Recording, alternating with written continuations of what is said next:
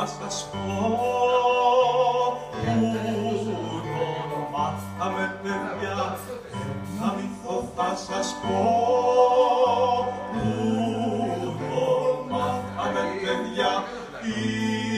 Ήταν κάποιος μια φορά που φύγε στην ερημιά.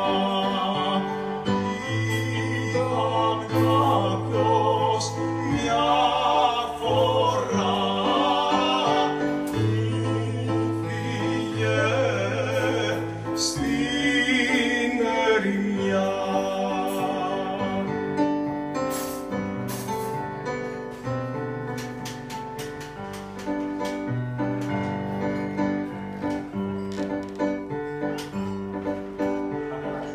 Από τότε στα βουνά ζούσε πια με το κυνήγι, κι από τότε στα βουνά ζούσε πια με το κυνήγι, κι από μίσος στις γυναίκες δεν κατέβει στο χωριό. Από μίσος στις γυναίκες δεν κατέβει στο χωριό.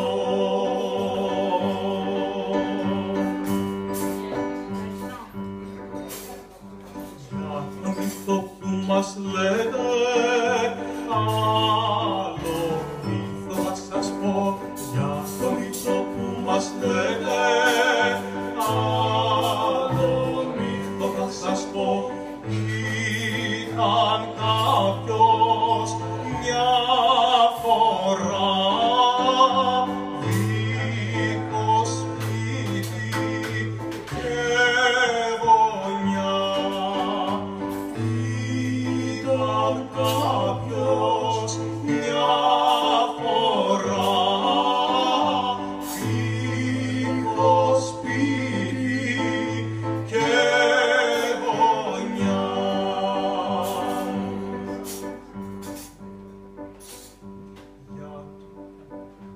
Για τους άντρες είχε φρίκη και ένα μίσος φοβερό.